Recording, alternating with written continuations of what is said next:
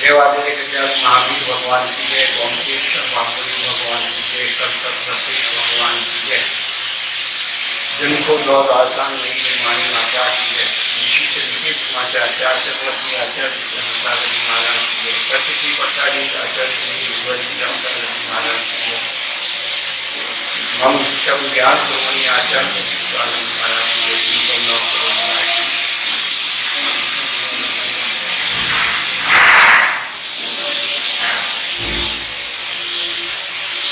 धर्मात्माओं, पिछले दिनों से हम लोग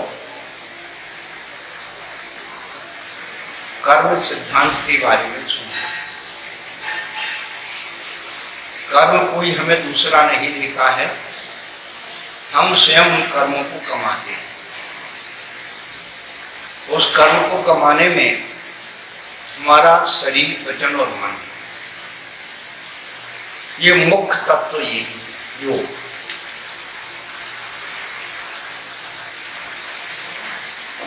स्वभाव पुण्य से स्वभाव, हम अपने मन वचन काय में जितना सुख का परिवर्तन करते हैं उसी पुण्य का आश्रय होता है, और मन वचन के काय के द्वारा जितना अशुभ का परिवर्तन करते हैं उसे शब्द से पाप का आश्रय।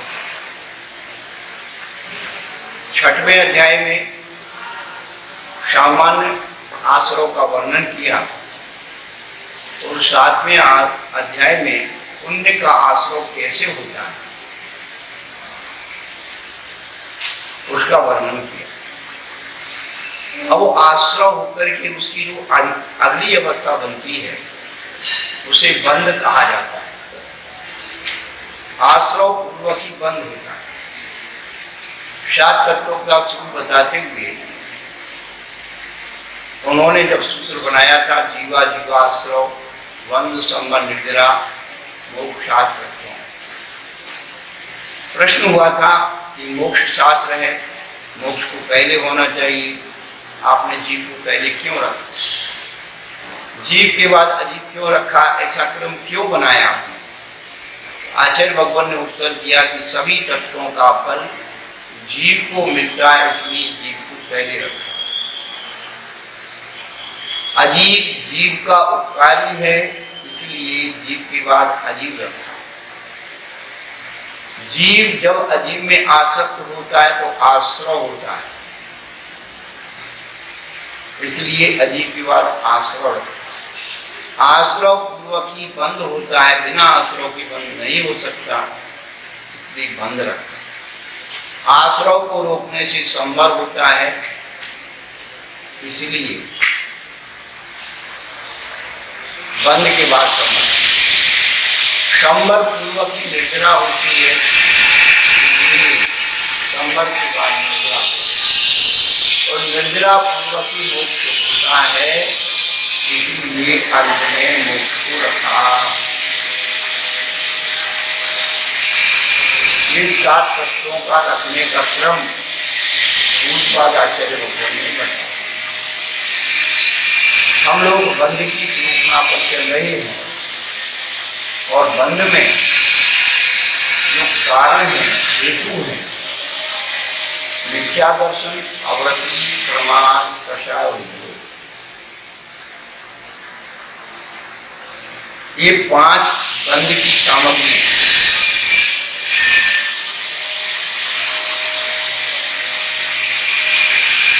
मिथ्या दर्शन क्रियावादी, अक्रियावादी, वैदिक और मिथ्या, 4 प्रकार से भी बताए, और 5 प्रकार से। 5 प्रकार के स्वरूप में उन्होंने बहुत खोल दिया। ये विपरीत मिथ्यात्व क्या है? जो सम्यक के प्रति विपरीत धारणा है वो विपरीत मिथ्या।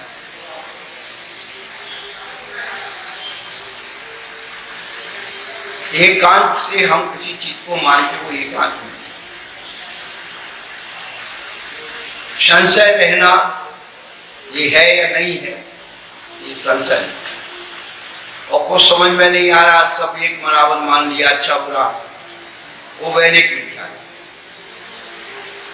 हिताहित की परीक्षा किए हुए बिना उसमें लग जाना अज्ञान मिथ्याचार। जैसे संसार के अन्य दर्शन लोग जो धर्म लोग देवी देवताओं को बलि चढ़ाते, ये करते वो करते, सब अज्ञान पूर्वक मिथ्या। कहने का अभिप्राय है कि हमारे दैनिक चर्या में आने वाली प्रवृत्तियां हैं, ये आश्रव बंध के हेतु। पर बंध का कारण क्या है, बंध में कौन विशेष काम करता है, तो उन्होंने अगला सूत्र बनाया, सा कसाय कर्मो युज्ञान उद्गलाना रखते बंध। ये बंध की डेफिनेशन है, परिभाषा है कि कसाय सहित जीव जो है वर्णाओं को अपनी तरफ खींच करके बांध लेता है, वो बंध है।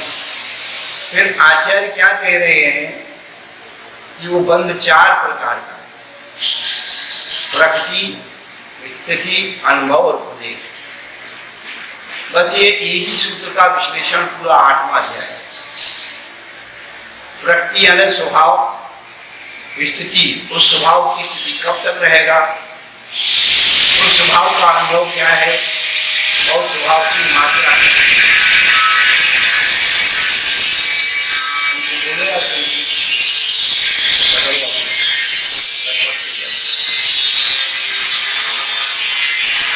तो समझना ये है कि मेडिसिन जो अपन प्रयोग करते हैं, मेडिसिन प्रकृति है, रोग को दूर करने की प्रकृति किसमें, दवाई में। लेकिन वह दवाई में कब तक वो रहेगी, उसको रोग दूर करने की क्षमता, उसकी एक मर्यादा है, उसको कहते हैं एक्सपायरी डेट। स्थिति फिर जो दवाई का जो अनुभाग है, पोटेंसी है, पावर है, वह अनुभव है। और दवाई की मात्रा जिसे डोज कहते हैं, वह प्रदेश है। चार बात अपन यहाँ समझ लें तो आगे सारी बातें क्लियर है। तो पहला प्रतिबंध है, और प्रतिबंध का मतलब है स्वभाव। तो जो कर्म आता है, जैसे हम भोजन करते हैं, भोजन अंदर जाकर के और रस आदि भागों में, रस खल भाग रुधिर मांस मज्जा रूप में, शब्द धातु रूप में परिणत हो जाता है। ऐसे ही कर्म आश्रित होकर के वो अपने अपने डिवाइडेशन से अपनी अपनी वर्णाओं के अनुसार बदल जाते हैं।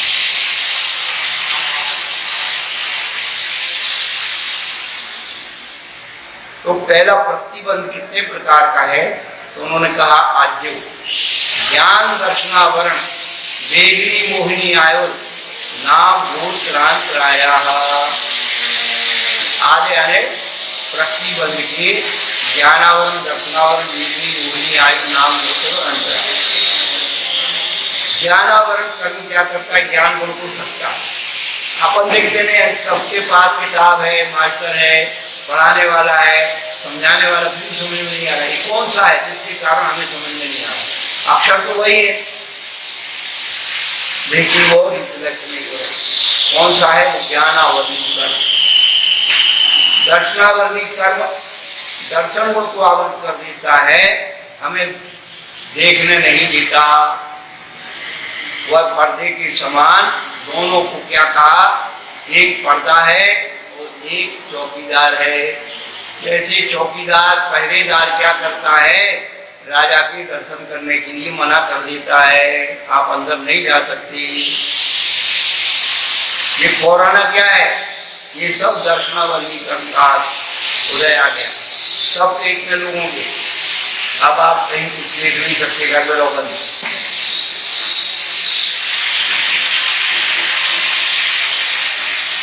ये स्वभाव वृत्तियां आठों करनी है। ज्ञानावरण दर्शनावरण ये भी है जो हमारे अंदर वेदन कराता है, साता और असाता का। मोहिनी है जो मोहित करता है, कोई चीज है नहीं फिर भी मोह के परिणाम से उसके सहयोग वियोग में अपन आजादित और संश्लेषित हो जाते। मोहिनी के बाद आयु, आयु कर्म हमको शरीर में बांध के रखता है।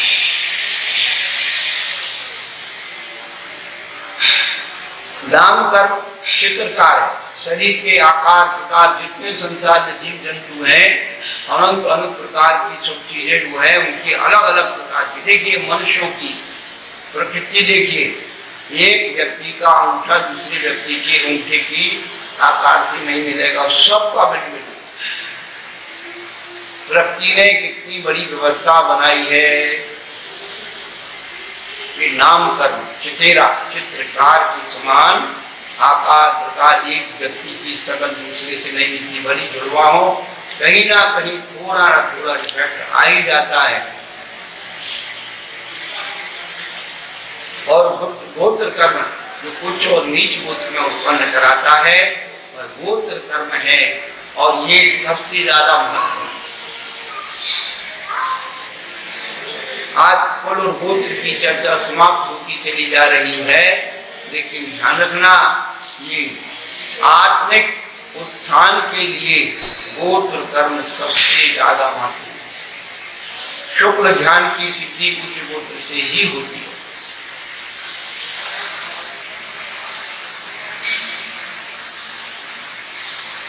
और अंतराय 5 प्रकार के अंतराय हैं। उन 5 प्रकार के अंतरायों में तो आपके पास देने के लिए है, लेकिन देने का भाव नहीं हो रहा, दान अंतराय। आप किसी वस्तु को चाह रहे हैं, वो मांगने पर भी नहीं मिल रही है, वो लाभ अंतराय। और जब आपकी दानात्रय करने का क्षम होता है, तो विशुद्धि पूर्वक आप दोनों हाथों से लाभांतराय करने का क्षम होता है, तो कोई वस्तु आपको खरीदने नहीं जाना, आपको गिफ्ट में मिले। देखिए आप कर्म की अपनी अपनी जो थ्योरी है, उसका स्वभाव है, वो वृत्ति है। लाभांतराय कर्म का यदि क्षम है, तो आपको वो चीज वहां जाकर के आपको प्राप्त हो जाएगी। एक घटना आपको बताते हैं, मध्य प्रदेश बुंदेलखंड में गणेश प्रसाद जी वर्णी जी,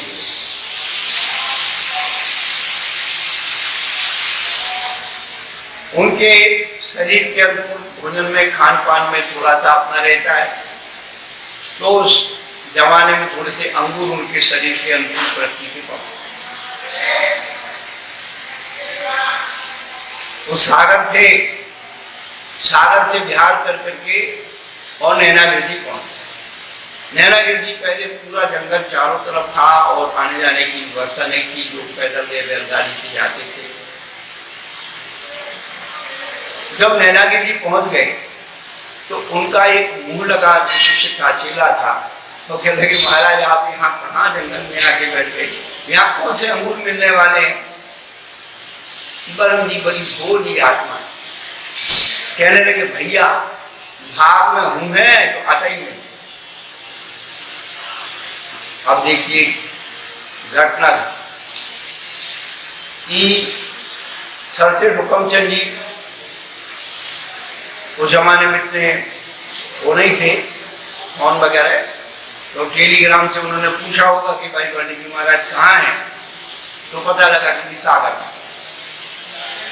तो उन्होंने अपना सारा कीमता में इकट्ठा किया, परिवार को इकट्ठा किया और इंदौर से रवाना होकर के सागर। अब 2-3 दिन पहले ही महाराज सागर से नैनागिरी पहुंच गए। अब वहां पता किया पंडित जी तो है नहीं, तो वे सवेरे पहुंचे। अब जो है उन्होंने कहा वही नैनागिरी गए। तो सवेरे सवेरे जब गाड़ी नैनागढ़ रोड पर पंडा रोड पे ले जा रहे थे, तो चौराहे पर फल की दुकान थी। तो सेठ जी ने ड्राइवर से कहा भाई रोक रोक रोक, अरे अभी हार का टाइम है, फल ले चलो। तो फल वाले से कहा भाई अंगूर रख दे। अब जो है वो ड्राइवर से कहा भाई अभी 9:30 बजे तक तू पहुंचा दे वहां। तो वरुण जी अब यहाँ पे नहीं उठे होंगे। तो वो जो है उसने गाड़ी को, अब वरुण जी बिल्कुल तैयार थे भाई सब शुद्धि करने की, समय हो रहा है तो शुद्धि कर ले। लेकिन पुराने जमाने में कच्चे रास्ते थे, तो वरुण जी महाराज ने देखा, वो पहाड़ी पर बैठे थे, वो देखा कि धूला उड़ रही है, कुछ गाड़ी आने वाली है। तो उन्होंने कहा भाई कोई आ रहा है, 2 मिनट और रुक जाओ, बाद में करेंगे। अब शेर जी की गाड़ी वहां पहुंची, वरुण जी देख करके प्रसन्न हो गए, बड़ी के अभी हाथ पर नहीं उठे हैं। तो उसको साथ में सहयोगी था, उसने कहा भाई देखिए फल जल्दी पहुंचा कर चौके में, अभी वरुण जी हाथ पर नहीं उठे हैं। फल पहुंच गए तो उसमें जो है सुधार करके रख ली कटोरे में। अब जो है बाद में जब वरुण जी की औपचारिक भेंट हो गई और वरुण जी चौके में गए, तो उनको वो अंगूर भी मिल गए। आहार के बाद उसी व्यक्ति को उसने कहा था कि महाराज जंगल में क्या मिलने वाला है, तो वरुण जी ने कहा भैया देख भाग में थे तो यही मिल गई। तो कहने का अभिप्राय है कि लाभांतराय कर्म का क्षौषम कैसे होता है। अंतराय कर्म का उदय से तो अपन प्राप्त नहीं कर पाते, लेकिन लाभांतराय कर्म का क्षौषम हम दूसरों के लिए उनकी सहायता करते हैं, अच्छी भावना के द्वारा भाव करते हैं, तो वह क्षौषम वर्ग हमें लाभ बना देता है। सन 2003 में हम यहाँ उदयपुर आए हुए थे। एक नवयुवक आया, कहने लगा कि महाराज हमारी दुकान बिल्कुल नहीं चलती है और पड़ोसी की खूब दुकान चलती है महाराज, हम बड़े परेशान। हमने कहा बेटा हमारे पास है, तुम्हारी दुकान खूब चलेगी। सबको ही चाहिए भाई दुकान चलना चाहिए अपनी। तो पहली बात तो हमने ये कहा कि दिमाग से निकाल दो पड़ोसी की दुकान खूब चलती है, उसकी स्वभाव निकाल दो। ये भाव करो भगवान उसकी दुकान दिन दूनी रात चौगनी चले। अच्छी भावना करने में क्या लग रहा है। उसकी और उसकी नजर से नजर मत मिलाओ। अब तुम खाली बैठे रहते हो, नजर से नजर मिलाते हो, उसको भी वो होता है। तुम उसके ग्राहक को बुला करके पूछो ये क्या भाव लाए, वो क्या भाव लाए, तो तुम जो है अरे हम इतने में दे देते, ये करते वो करते, तो वो तुम्हारा सारा विशुद्धि और पुण्य खत्म हो जाता है। तो एक तो पड़ोसी की खूब दुकान चले भाव करो, दूसरा उससे आंख दृष्टि मत मिलाओ और किसी चीज का कंपैरिजन मत करो। खाली समय में अपनी दुकान को और झाड़ करके साफ करके रखो, हर चीज को बढ़िया, हर 10-15 मिनट में झाड़ा पोछी करो। बस इतना करने से तुम्हारी दुकान चलने लगेगी। लेकिन एक दिन में नहीं कि आज किया तो आज ही हो जाएगी। आप भावना करोगे, जैसे बीज बोते हैं, बीज बोते हैं तो फसल उगती है तो उसमें टाइम लगता है। ऐसे हमने कहा 6 महीने तक खूब भावना करो, अपने आप दुकान अच्छी चलने लगेगी। हम लोग अंतराय कर्म कैसे बांध लेते हैं, ये सबसे बड़ी बात है। देखिए आप पहले समय में जीवन होता था, पंगत बैठती थी। अब कोई चीज चाहिए आपको खाने के लिए, तो जो सामान बांटने वाला, जो परोसने वाला व्यक्ति होता था, तो उसको आवाज देके क्या कहते थे, भैया इधर आओ, ये पड़ोस वाले के पास ये चीज नहीं है, उसको बुलाते थे। जब आप पड़ोसी का भला खूब आता था तो फिर भैया कहते मेरे से क्या दुश्मन, भैया थोड़ी सी मेरे को दे दो। यही तो लाभ है। आपने पड़ोसी का हित सोचा तो आपका भी हित हो गया।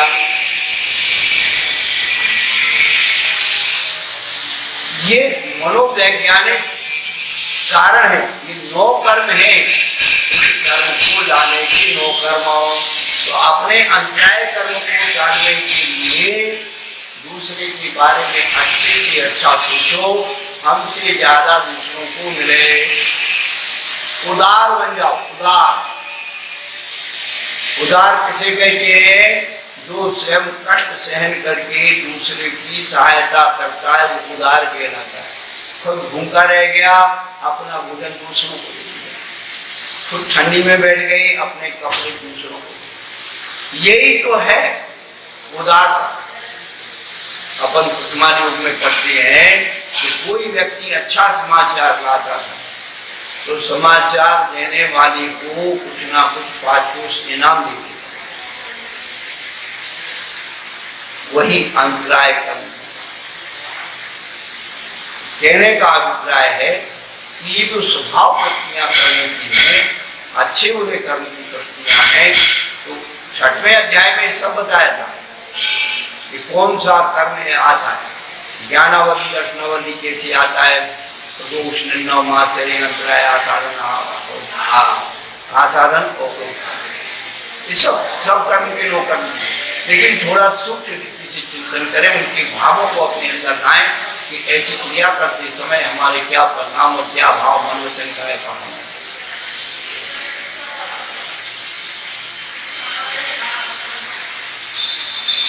तो ये आज कर्मों की प्रकृति की बात में चलती है। अब प्रकृति के बाद स्थिति है। स्थिति दो प्रकार की, उत्कृष्ट और जगत। इन 8 कर्मों की उत्कृष्ट स्थिति कैसी कैसी है वो बताया। तो कहा आज तक सुना मंत्राय सावरूपम कोटि कोट्या परास्थिति। आदि का सुना, आदि के 3, आदि के शुरू के 3 का ज्ञानावली दर्शनावली देवी और चौथा नाम अंतराय का दिया। ऐसे 4 कर्मों की स्थिति 30 घोड़ा पूरी सागर है। तो एक सूत्र में 4 कर्म निपटा दिए।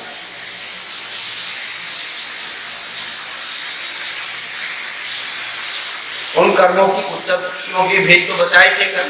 ज्ञानावली की 5, दर्शनावली की 9, वेदनी की 2, मोहिनी की 28, आयु की 4, नाम की 42 और गोत्र की 2, अंतराय की 5। लेकिन उनका स्थिति बंद बताना है तो 8 कर्मों में ज्ञानावली, दर्शनावर्ण, वेदनी और अंतराय 4 कर्मों की 30 कोड़ा पूरी साल। करोड़ से करोड़ को गुणा करने को कोड़ा पूरी करते।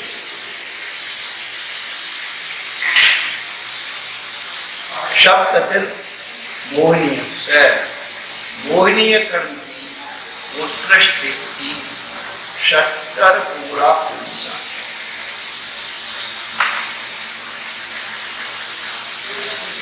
इसमें ऊपर से पद की अनुवृत्ति है। सागरोपम कोटि कोट्या क्या का सप्ततिर सागरोपम कोटि कोट्या परास्थिति मूर्णीयस्य कोटि कोट्या परास्थिति। सूत्र को लागू करने के लिए आचार्य भगवान ने कोटा कोटि की ऊपर से अनुवृत्ति कर दी और सूत्र को छोटा बना।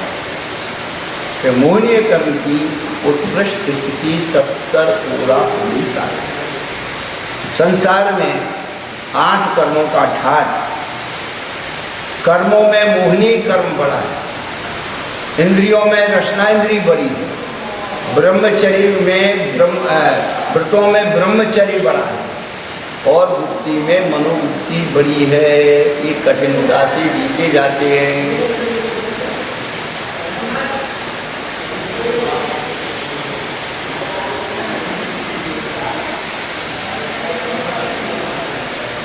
पांच कर्म हो गए, 4 कर्म एक सूत्र में, 5वां सप्तत्र मोहनीय।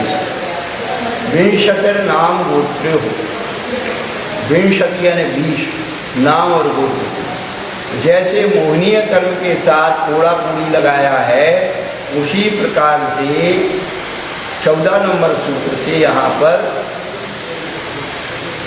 विंशतिर नाम गोत्र विंशतिर सागरोपम कोटि कोट्या परास्थिति ऐसा सूत्र बन जाएगा। तो 20 कोड़ा पूरी सागर नाम गोत्र की होगी। तो 4 कर्म उसमें थे, 5वां मूर्धनि हो गया, नाम और गोत्र 2 और मिल गए, तो 7 कर्म हो गए। इनकी स्थिति बताने के बाद अब आयु कर्म की स्थिति बताते हैं। तो कहते 63 कारो मान्यायुषा। क्योंकि आयु कर्म की स्थिति कोड़ा कोड़ी में नहीं होती, केवल सागरोपम होती है। तो आयु कर्म 33 सागर से अधिक नहीं होता। 7वें नरक के नारकी की आयु, उत्कृष्ट आयु 33 सागर है, और देवों की अंतिम सर्वार्थ सिद्धि के देवों की उत्कृष्ट आयु 33 सागर है। तो एक इंद्री से पंचेंद्री के बीच में और भी जितने भी कर्म हैं उनकी मध्यम स्थिति, जघन्य स्थिति, वो सब आगे बताने वाले। लेकिन पहले 8 कर्मों की उत्कृष्ट स्थिति को बता दिया। अब अपरा, परा माने उत्कृष्ट और अपरा माने जघन्य। तो 8 कर्मों की जघन्य स्थिति कितनी है वो बताए। तो अपरा 12 मूर्ता वेदनीय, वेदनीय कर्म की जघन्य स्थिति 12 मुहूर्त है। 12 मुहूर्त का कितना समय हुआ? 48 मिनट का एक मुहूर्त। 48 में आप 12 का गुणा कर दो और उसमें 60 का भाग दे दो, तो कितना आता है? 9 घंटे। कितने आगे बढ़ी? अब तुम कंप्यूटर बोलोगे, हमें पता है।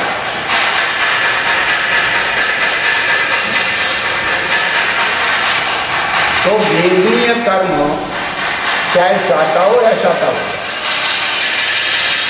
कम से कम इतने समय तक आपको आपके साथ, जैसे कोई भी घाव होता है तो इम्प्रूवमेंट करने के लिए 8-9 घंटे के अंदर फिर वो अपनी वो बनाना शुरू कर देगा। लेकिन 8-9 घंटे तक आपको उसकी वेदना थोड़ी थोड़ी थोड़ी बनी रहे, उसके बाद वो धीरे धीरे उसमें परिवर्तन आएगा।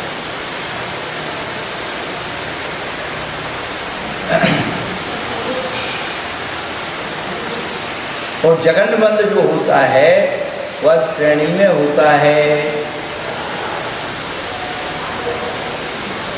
नाम गोत्र्यो रष्टौ, नाम और गोत्र की क्या जगन्य स्थिति 8 मुहूर्त है।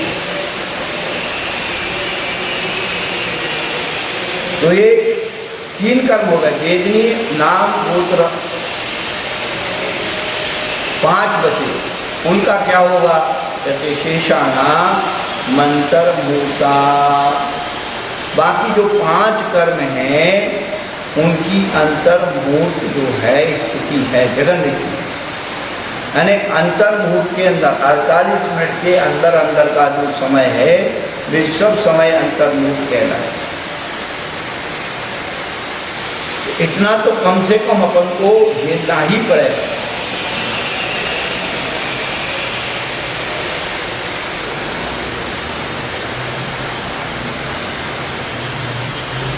स्थिति के सूत्र हो गए उत्कृष्ट और जगन्य।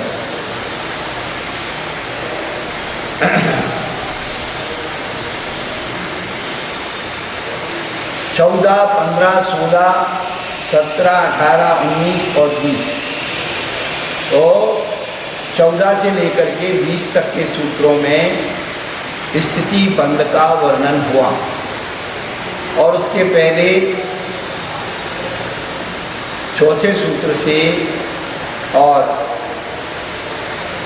प्रकृति बंध का वर्णन किया, मूल प्रकृति और तत्व। अब आगे अनुभव, जिसे अनुभाग कहते हैं। तो अनुभव किसे कहते हैं? एक सूत्र बनाए, पापूनुभवा, फल को अनुभव कहते हैं।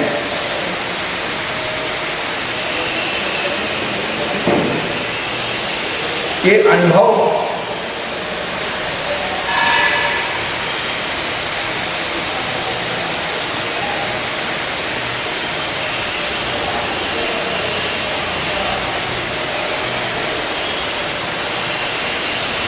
जिस कर्म का जैसा नाम है वैसा ही उसका अनुभव। फल को अनुभव कहते हैं, लेकिन सा यथा नाम, कैसा अनुभव है? जैसे कर्मों का नाम है वैसे ही उनका अनुभव है।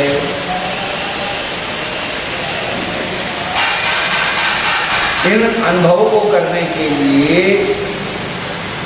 कर्म के विपाक का जो अनुभव होता है, द्रव्य, क्षेत्र, काल, भव, भाव के भेद से ही उसमें अनेक प्रकार का विपाक और फल पाया जाता है। वही देव, एक देव नरकों में जाता है। अब देखिए आप, वहाँ पर ऊपर के नरक गर्म है, पर वहाँ उनको गर्मी नहीं लगती, क्योंकि देवों के तीव्र शाता वेदी कर्म का सद्भाव पाया जाता है। इसलिए वहाँ रहते हुए गर्मी के अंदर रहते हुए उन्हें गर्मी नहीं लगती।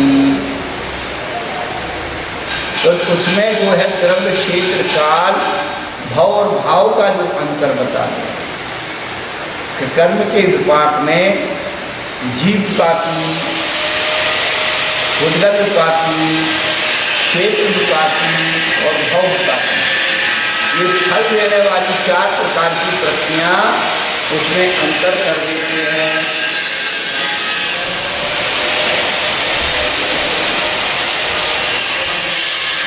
और इनका जो विपाक होता है, तो कुछ कर्मों का उदय स्वामुख से ही होता है, कुछ कर्म जो है परमुख से ही चल जाते हैं।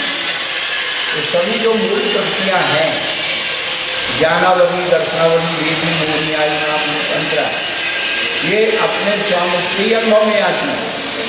लेकिन जो उत्तर प्रक्रिया हैं, उत्तर प्रक्रिया में उसी का भेद, उत्तर प्रक्रिया मतलब उसी में भेद। तो जैसे वह जो है उत्तर प्रक्रिया तुल्य जाती है, प्रमुखेन से भी उदय में आ जाती है, लेकिन कौन सी? आयु पर उदय नहीं होती है, अपने स्वमुख से उदय में आती है। और मोहिनीय कर्म, दर्शन मोहिनी और चात्र मोहिनी, ये स्वामुख से ही उदय में आती हैं। तो कर्म की 2 प्रकृति हो गई, आयु और मोह। परंतु दर्शन मोह, चात्र मोह जो भेद कर दिए, तो क्यों किए? कि आयु कर्म अपने आप में एक अखंड है, उसके टुकड़े नहीं हैं। लेकिन मोहिनीय कर्म के 2 भेद हो गए। मोहिनी कर्म के तो दर्शन मोहिनी और चात्र मोहिनी, उनको भेद से ग्रहण किया गया, ये खंड रूप है, इसीलिए इसको अलग से बताया। बाकी के जो है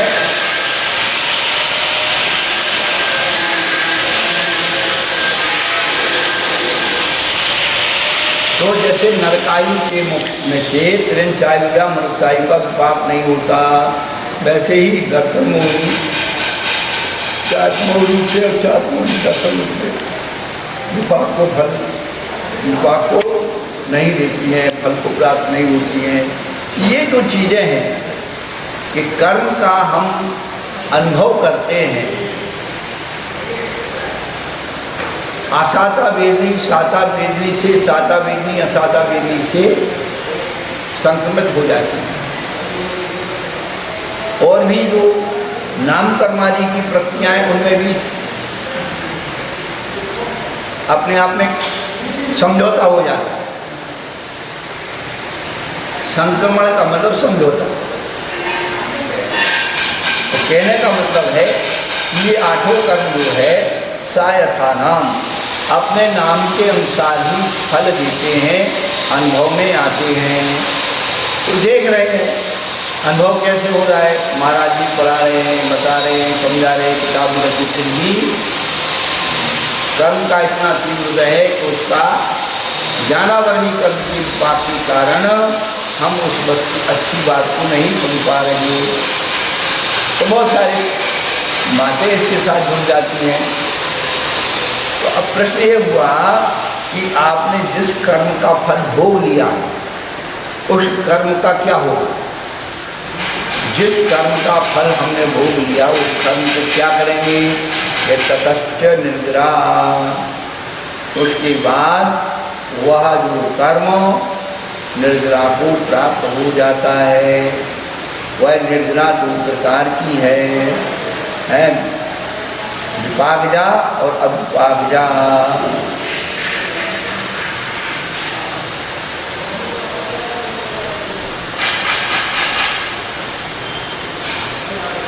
अब विपाक निर्जरा क्या है, आचार्य कहते चारों गतियों में अनेक जाति के विशेषण को अधूरे माने।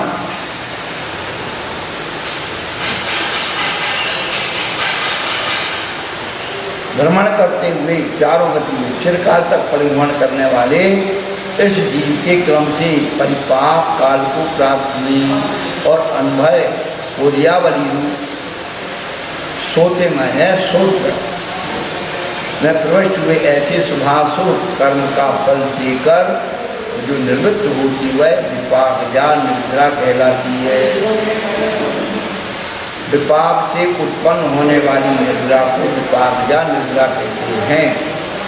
और यत् कर्म अप्राप्त विपाक काल औपक्रमिक क्रिया विशेषा सामर्था अनुगीनम बल बलादीर्घावली प्रवेश्य विद्यते आम्रपनशाली पाकवत सा अविपाक जा निद्रा।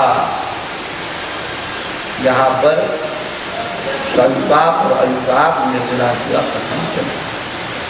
तो जिस कर्म को हमने क्या किया,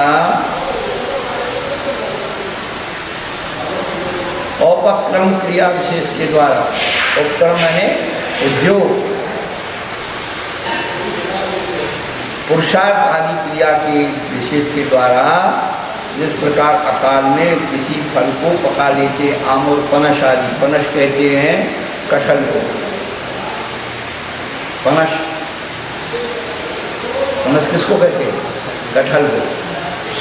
तो ये भी जो है उसमें आपको जो है केमिकल के द्वारा पकाते हैं, लेकिन पहले उसमें साल में रख करके पकाते थे प्रकृति के साधन से। जैसे आम को पकाना है तो पलाश के पत्ते बिछाते थे और उसमें रख करके और उसमें हल्दी और प्याज की गांठ रखती,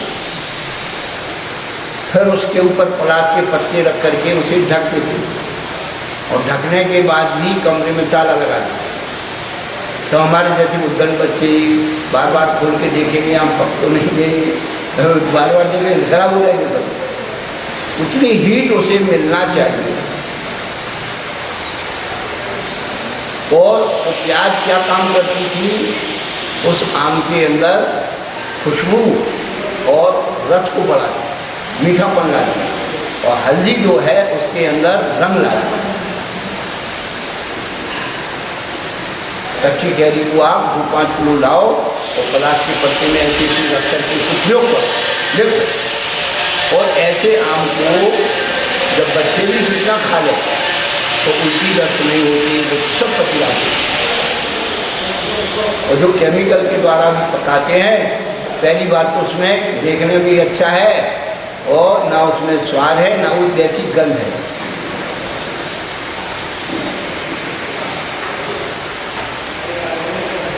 तो पैर अपन क्या 12 भावना में पढ़ते हैं, पहली सबके हो नहीं कुछ सरे काम तेरा, दूजी करे उद्यम करके मिटे जगत तेरा।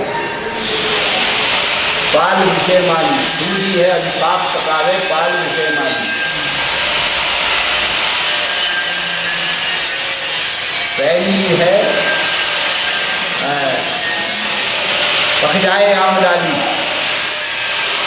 पहली जो है विपाक निर्जरा, डाली पर ही आम पके अपने समय पर। तो हाँ, तो अब सविपाक निर्जरा, और ये समय से पहले पका लेना अविपाक निर्जरा। अब यही आगे जाकर के कुशलानुबंधी अकुशलानुबंधी, ये इसके नाम बदल जाएंगे। कहाँ, उधर निर्जरा तक में। हाँ, ये निर्जरा उसकी बात चल रही, निर्जरा तत्व की बात। और उस निर्जरा पदार्थ जब बनाएंगे तो उसका जो स्वाद है वो अलग है। निर्जरा तत्व भी है और पदार्थ भी है।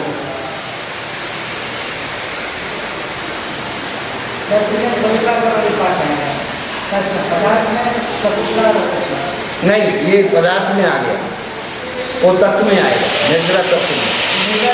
सकुशल ये बड़ी सूक्ष्मताएं इन शब्दों के प्रयोग में।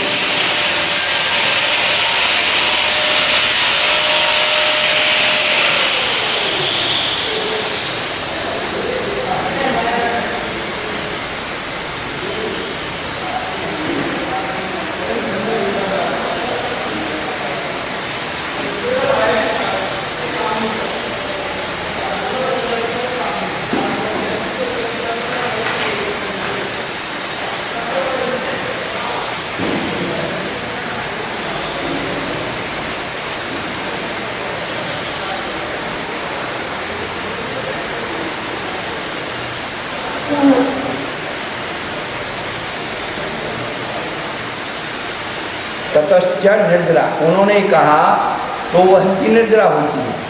और यहाँ पर एक क्ष शब्द उन्होंने डाला है। तो क्ष शब्द के देने का प्रयोजन है कि पूर्व प्रकार से निर्जरा होती है, अन्य प्रकार से भी निर्जरा होती है। जो तपसा निर्जरा से सूत्र दिया है आगे,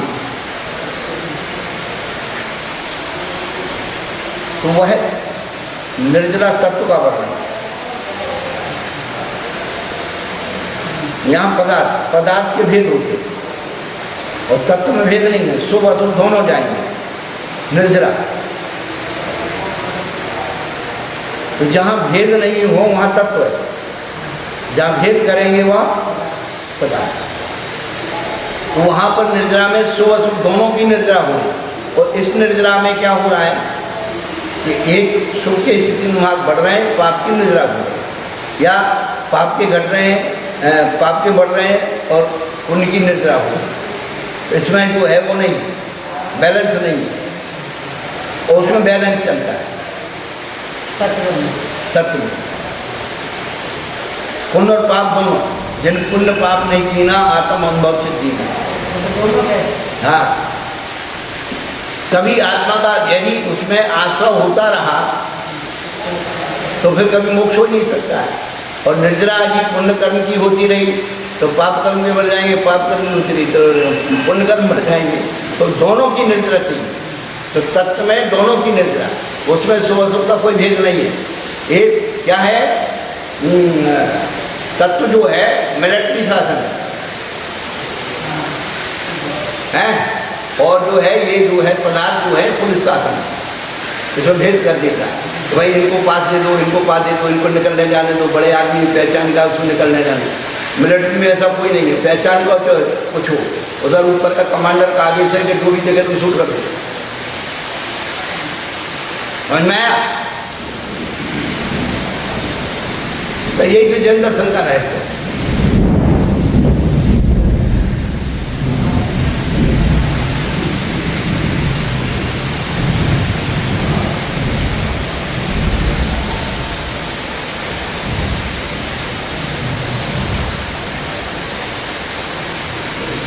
तो 3 सूत्रों में ये बात समझा दी, अनुभव की बात। अनुभव का 3 सूत्र, उपानुभव, सायथानाम, ततश्च वृत्ति हो गई, स्थिति में उत्कृष्ट जगन हो गई, और अनुभव। अब क्या बचा? प्रदेश। नाम प्रत्याह सर्वतो योग विशेषात् सूक्ष्म क्षेत्र अवगाह स्थिताः सर्वात् प्रदेशेषु नन्तानंत प्रदेशाः। नाम प्रत्याह, नाम के कारणभूत कर्म परमाणु नाम प्रत्यय कहलाता है। तो नाम इस पद से सब कर्म प्रत्ययां कही गई हैं।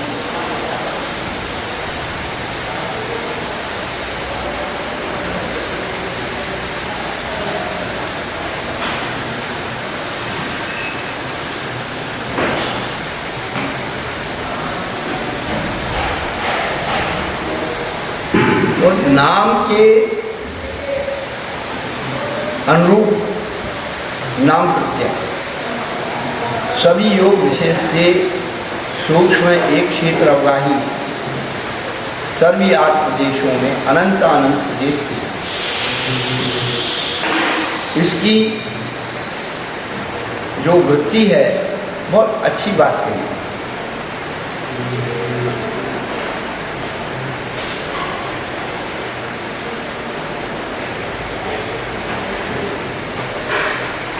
अब नाम प्रत्यय क्या है? तो पिछला सूत्र है सा यथा नाम, वहाँ भी नाम आया। उस नाम के अनुरूप जैसे जैसे प्रत्ययों के नाम हैं उनके वैसे वैसे उनके प्रत्यय और कारण, तो उसके नाम के द्वारा हेतु का कथन किया गया। और सर्वता तो सभी प्रदेश बंध सब भवों में होता है। क्या? सर्वता पद भवेषु सर्वता, सभी भवों में हो रहा है। ऐसा नहीं है कि यहाँ होगा वहाँ नहीं होगा। एक एक पद की जो व्युत्पत्ति की सर्वेषु भवेषु की सर्वता, सभी भव होने वाला सब। सर्व शब्द से गच्छन्त्य अन्य द्वारा प्रतिप्रत्यय करने संभव। इस पद द्वारा काल का ग्रहण किया गया, यानी सभी काल में सभी। ये तो पहले ही बता दिया, काय वांग मना कर योगा।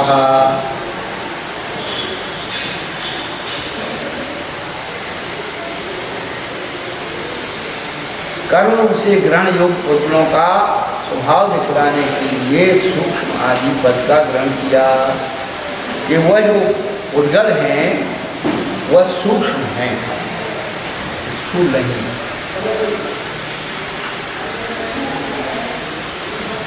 और क्षेत्रांतर का निराकरण करने के लिए एक क्षेत्र अवगाह वचन दिया।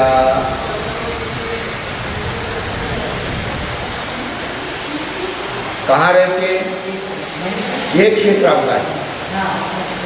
अब ऐसा नहीं है कि यहाँ से उठ करके वो यहाँ चले जाएं, यहाँ से चले जाएं, उठ करके वहाँ चले जाएं। तो जैसे दूध में पानी एक क्षेत्र अवगाह होकर रहता है, उसमें मिल करके रहता है। ऐसा नहीं कि एक कोने में पानी ज़्यादा इकट्ठा हो गया, एक कोने में दूध ज़्यादा इकट्ठा हो गया। ऐसे ही कर्म परमाणु एक क्षेत्र अवगाह। 8 कर्म के प्रदेश एक क्षेत्र में ही मिलते रहते हैं, सब जगह है। ऐसे नहीं कि आयु कर्म के प्रदेश इधर रखे हुए हैं, नाम कर्म के इधर रखे हुए हैं, भूत कर्म के इधर रखे हैं। हाँ, परिमाण होते हैं। तो जो 23 प्रकार की 23 प्रकार की जो वर्गणाएँ हैं उनमें जो है आहार, शरीर, इंद्रिय, स्वाति, स्वासा, मन, और वो जो है कर्म कर्मण वाली वर्गणाएँ हैं उनको कार्मण वर्गणा कहते हैं। और वो कार्मण वर्गणा भी जो कर्म कर्मण कर जाती वो कार्मण कहलाती है। और जिनके अंदर कर्म कर्मण करने की शक्ति विद्यमान है वही मौजूद है, उनको विश्वसोपचय कहते हैं, उम्मीदवार। वो तैयार है किया, हमने राग द्वेष मोह किया और वो अंदर एंट्रेंस हो, उन वर्गणाओं को क्या कहते हैं? विश्वसोपचय। और जो उद्यावली में आती हैं, उद्यावली में आने की जो प्रक्रिया होती है उन कर्म वर्गणाओं की, उनको निषेध कहते हैं। वो नाम वही है। तो उदय के जो निकट हैं उन्हें क्या कहते हैं? निषेध। और अवशेष,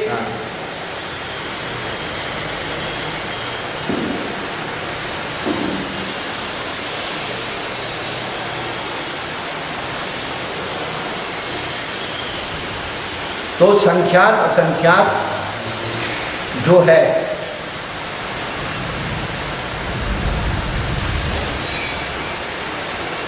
तो आगामी जो भव हैं उनमें जो संख्यात असंख्यात अनंत भव होते हैं आगामी, सभी भव में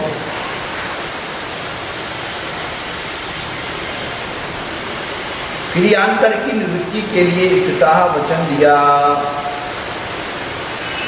कि ग्रहण योग उद्गल स्थित रहते हैं, गमन नहीं, गमन करते हुए नहीं।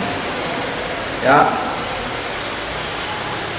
ग्रहण योग जो उद्गल हैं वो स्थित रहते हैं,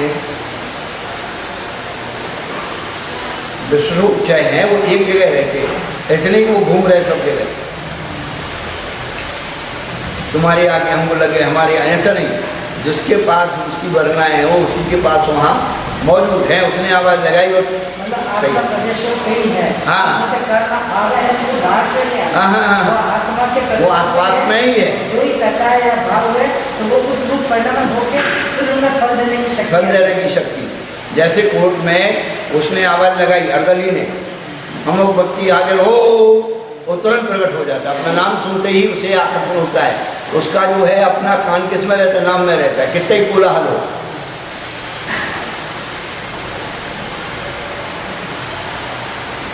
तो हमने राग देश नाम लिया, वो तैयार है अपना नाम सुनने के लिए, अलर्ट, एवर रेडी।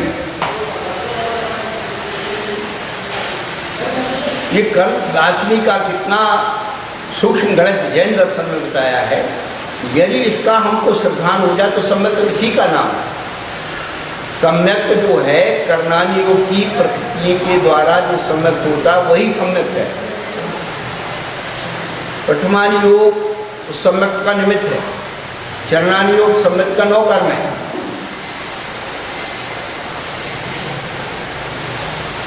द्रव्यान योग तो उसका फल है। क्या? अरे अम्मा नहीं, तो समय का निमित्त है। पर हाँ निमित्त है, होगा भी नहीं भी होगा, निमित्त मिलने पर काम हो या नहीं हो। और देवसाद गुरु उसके नौकर्म है।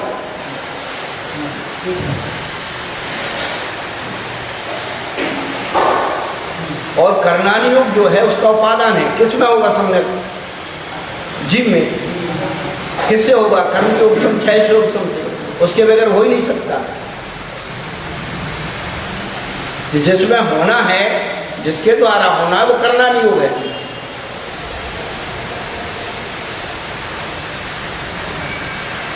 देवसाद गुरु ये बाह्य निमित्त है, अंतरंग निमित्त तो उसके जीव के कर्म उपशम क्षय से उपशम।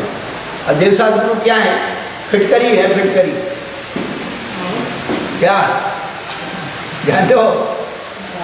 पानी में मैल है, फिटकरी डालो उधर जाएगा।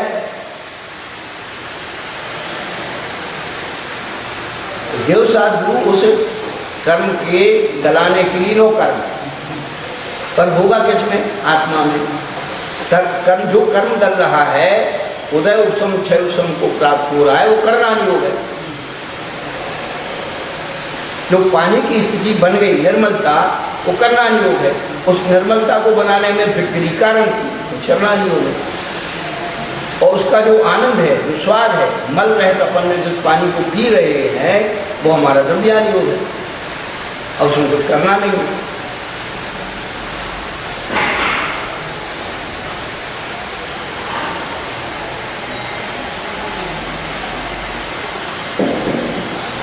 तो अभी कोई निमित्त मिलाया नहीं और उसका कोई वो किया नहीं, उसका नौकर घुटाया नहीं, बस शुद्ध आत्मा में डायरेक्ट पहुँच गए, तो मेरा ही पानी पी रहे भाई।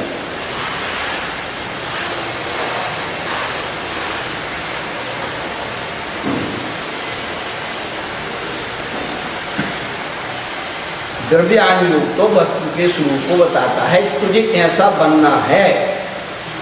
क्या तू है नहीं, तुझे क्या करना?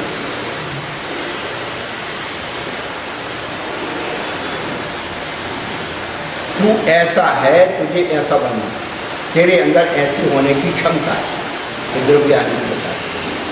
पर बनेगा कैसे? तो ये चरणानी योग करेगा, कर्णानी योग करेगा। उदाहरण में प्रथमानी योग होगा। क्या?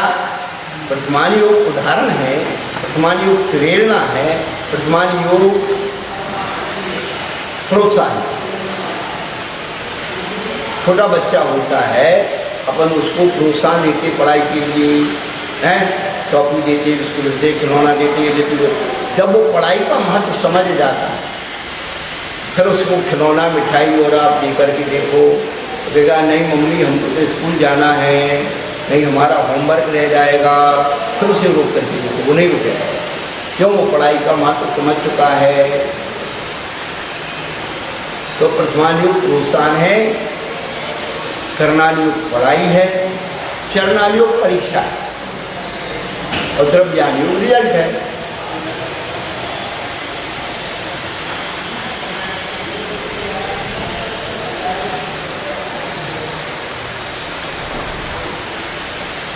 तो प्रथमान योग हर जगह काम आता है। द्रव्यान योग भी बिना प्रथमान योग के आप नहीं समझ सकते। भाई राजा को समझना है तो राजा के परिकर का वर्णन होता है, किले का वर्णन होता है, सेने का वर्णन होता है, इसका वर्णन होता है, तब राजा का मंत्र होता है?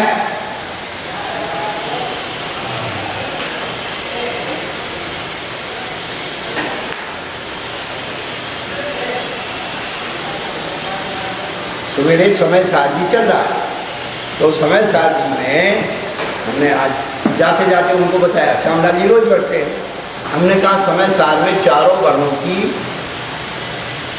वर्णों का कथन, ब्राह्मण, क्षत्रिय, वैश्य और शूद्र। आत्मा ब्राह्मण है। जब आत्मा ब्रह्म नाम आत्मा का है, जब अपने स्वभाव में रहती है तो आत्मा क्या है? ब्राह्मण है। क्षत्रिय क्या है? तो क्षत्रिय तो लड़ता है भाई। तो जब कर्मों को काटने की बात आती है, करणानुयोग, वो क्षत्रिय है आत्मा। अब बनिया क्या करता है? हानि लाभ का हिसाब लगाता है। जो पुण्य और पाप का हिसाब लगा रहा है वो बनिया हो गया। और शूद्र क्या करता है? मैला को निकाल के बाहर फेंकता है। तो जो कर्म प्रक्रिया जो है उनका रसपाक गल गया है, गंदा हो गया है, उसको निकाल करके पाप कर्म प्रक्रियाओं को सफाई करके बाहर फेंक रही है, तो शूद्र हो गई नहीं आत्मा।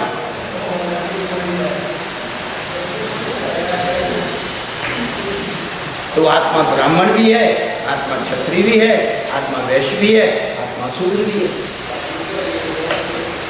क्या सोच रहे जनता? कहाँ भाग जाते करके पूजा करके? बैठा करो 7:30 बजे 8:30 बजे तक है, तो सुनोगे समझोगे अपने आप। आपको बहुत आध्यात्मिक सुनाने वाले मिल जाएंगे और जिंदगी भर अध्यात्म सुन लेना, परंतु अध्यात्म की फीलिंग है वो केवल उसी के पास मिलेगी जिसने अपने आप में फीलिंग की। और जितने भी जो ये प्रवचनकार होते सब दृष्टांत आभास है उनके पास, दृष्टांत नहीं है। और जो है लक्षणाभास है, लक्षण नहीं। पहले मूल परिभाषा से उसको मिलाई, मिलती नहीं। मूल परिभाषा जो बोल रही है उससे आप उसको मिलाइए उनकी परिभाषा को, अपने आप जो है बाधित हो जाएगी। दिक्कत यही हो रही है कि आज स्वयं बुद्ध बन गए ना, स्वयं बुद्ध स्वयंभू तीर्थंकर होते हैं भाई। थोड़े से क्षण ज्ञान में अपने आप को सब कुछ मानने लगे। दिक्कत यहाँ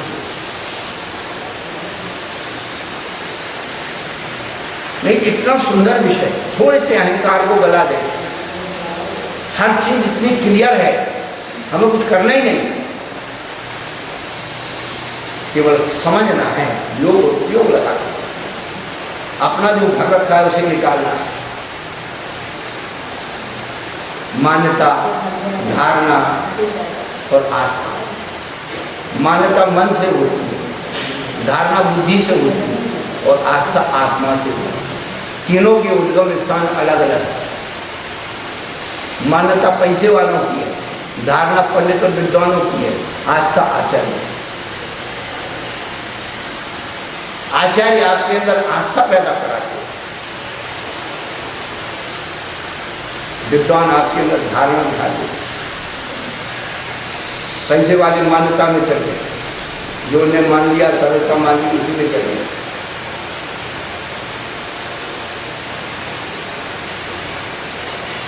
तो 400-500 वर्षों से हमारी समाज में जो वर्चस्व हुआ वो पंडित और पैसे वालों का हुआ, जैसे हाथ की हवा से चलती। हमने अभी 15वीं शताब्दी का जो अध्ययन किया सकल कीर्ति आचार्य, आपको एक विशेष बात बता रहा हूँ। सखर कीर्ति आचार्य घूमड़ समाज के बहुत बड़े आचार्य, उधर क्या बोलते सूरत से लेकर के केसरिया जी और ये सब ये विभाग का सागवाड़ा बागड़ प्रांत ये सब बहुत बड़ा प्रभाव था उनका।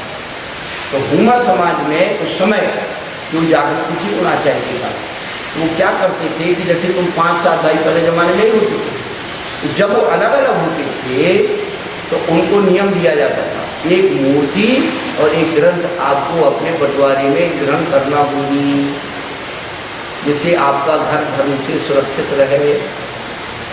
समझना?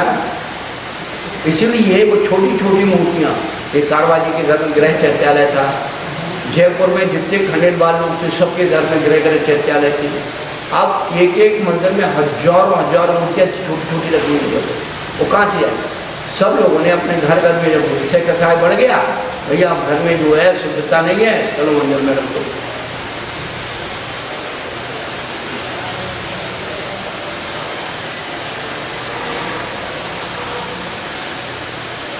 तो जो पंडित और पैसे वालों के यहाँ प्रमाद आया, वो आया, तो उन्हें सब चीज़ों की व्यवस्था को बदला, और पंडित उसमें सहकारी हो गए, करेड़ और नींद पे चढ़ गया। तो पैसे वाले तो वैसे ही प्रमादी थे, हैं? और पंडितों ने उनके बात कर दी, तो कहने लगे वाह हमारे पंडित जी कह रहे थे ये चीज़ हो। और पहले आचार्यों का वर्चस्व था समाज के ऊपर। जो आचार्य समाज के जो मुखिया हैं, चतुर्वेद संघ के नायक कौन होते हैं? आचार्य। क्या चतुर्वेद संघ के नायक कौन? मुनि आर्य का श्रावक। इनके ऊपर आचार्य का आदेश है, पंचों का नहीं चलता, परमेष्टि का चलता। अब परमेष्टि को उठा के बांध के डब्बे में डाल दिया एक तरफ, और पंचों का हिसाब चल रहा है। इसलिए आपकी सामाजिक, आपकी धार्मिक, आपकी पारिवारिक, आपकी राजनीतिक सारी स्थितियाँ बदल।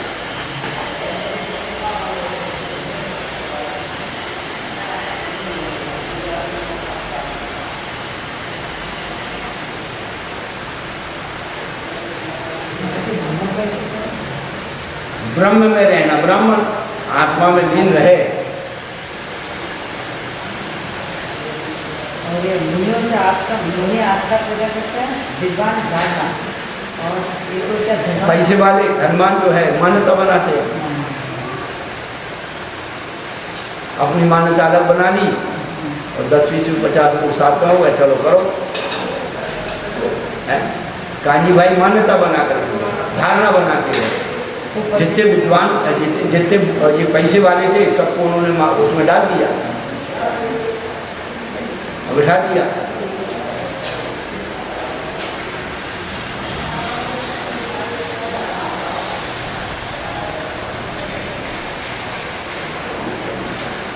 तो आत्मा के एक एक प्रदेश पर अनंतानंत परमाणु स्थित हैं। 8 प्रदेशों में व्याप्त होकर स्थित रहते हैं। और परमाणु में कितने हैं? तो अनंत अनंत, ना संख्यात है, ना असंख्यात है, ना अनंत है। अनंत अनंत कितने? अब अभ्यों से अनंत गुणे और सिद्धों के अनंत में भाग प्रमाण संख्या वाले। घनांगुल के असंख्यात में भाग प्रमाण क्षेत्र की अवगाहना वाले। 1, 2, 3, 4 संख्या असंख्यात समय की स्थिति वाले। 5 वर्ण, 5 रस, 2 गंध, 4 स्पर्श वाले। वे 8 प्रकार की प्रवृत्तियों के योग कर्म स्कंध यानी विशेषोक्षय योग विशेष से आत्मा द्वारा आस्वाद किए जाते हैं। इस प्रकार से संक्षेप से प्रदेश बंद जानना चाहिए। इसको एक दृष्टांत में समझ लो। अग्नि की एक चिंगारी, अग्नि की एक चिंगारी और उसके ऊपर एक तसला राख, समझे? आत्मा का एक प्रदेश और अनंत अनंत कर्म परमात्मा। अग्नि की एक चिंगारी के ऊपर इतनी तसला राख डल जाए तो अपन को अनुभव में आएगी कि यहाँ चिंगारी है, नहीं आएगी। ऐसे ही हमको आत्मा का अनुभव क्यों नहीं होना कि ये जो है इतनी इतनी वर्गनाओं से वो दबी है।